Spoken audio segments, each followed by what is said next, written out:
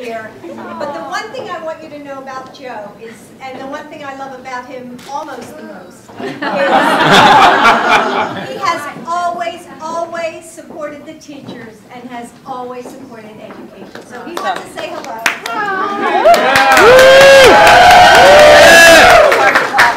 Cameras, isn't it? Well, you know, when Jill says to me that, could I come by?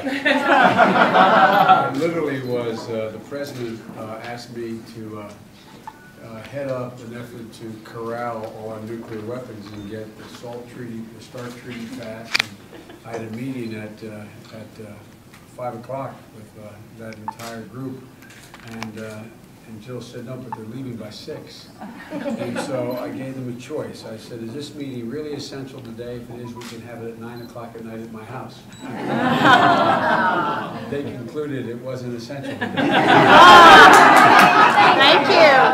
And I concluded when Jill said to me this morning, could you be here? I understand. And Mary Pigston, where's Mary? Where's Mary? Mary. Brandywine High School. Brandywine High God School. love you. You deserve The front row, right here. Jill probably already mentioned she taught at Brandywine for a while. Look, folks, there's a great quote by William Arthur Ward. Nothing wrong with me. Meetings on national security to teachers. But he wrote, "The mediocre teacher tells, the good teacher explains, the superior teacher demonstrates, and the great teacher inspires." And the reason why you all are here is the folks in your state concluded you inspire. And you know, I really mean this, and I'm not joking when I say this. I'm not just trying to be polite. I've been sleeping with a teacher for a long time.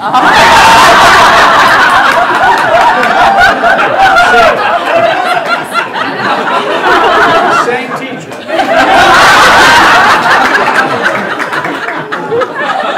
And I actually, this is God's truth. I actually took a crack. I thought about, I guess it was about 18 years ago, we thought maybe this was time for me to go into a different profession. For real. I mean, we were thinking we've been in the Senate a long time, and should I stay? If I was going to make a career change, that was the time to make the career change. And I always thought I'd like to be a college professor. And so I had an offer to teach at law school, at several law schools, and we chose one, and I taught a course, advanced course in constitutional law on the issue of separation of powers. And I only taught one 3-credit course every Saturday morning. And I really worked at it. It mattered a lot to me. It mattered a lot to me, and I found myself, which most people don't realize, that you do every day, and I know from experience, I found myself every Friday night, without exception, either that night or getting up at 6 the next morning, doing 2 to 3 hours of prep for every class while I was a sitting United States Senator. I did that for almost 16 years, 18 years. And I really, you know, I always knew, I just knew from my deceased wife having taught, to Jill and I being married for 34 years, and her having taught the entire time, you know, I knew from observation, if you were going to take it seriously, how both difficult it was, but how rewarding it was. How rewarding it was. And, but I didn't fully understand it. I was just teaching one course. I was just teaching one course. I was not standing up in a public school system, and I was in a law school where everybody there dearly wanted to be there. And so I just can't tell you how much I appreciate what you do. The fact of the matter is, we also are aware that all of your states are having serious shortfalls in their budgets again.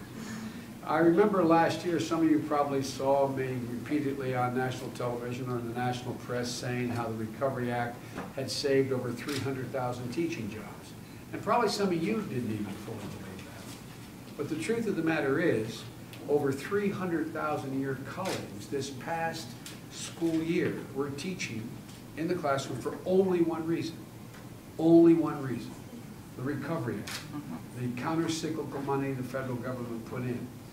And we realized, the President and I realized, that that money is not available this year. And so we are working very hard to try to figure out how we can help the states keep teachers in the classroom and cops on the street and firefighters in the fire hall. The three most important functions, in my view, a state provides for their public. And so I just want you to know, as you look around, in some of your states, people are already receiving, you know, the notices that they may not be back in September. And you know how difficult that is. And you know how that's going to exponentially compound the problem.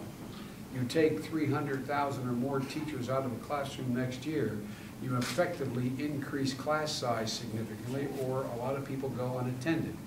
Several of your states, including Hawaii, are going to a 4-day school week. At least there's talk of it. And this is something we cannot let happen, in my view. So we may need your help.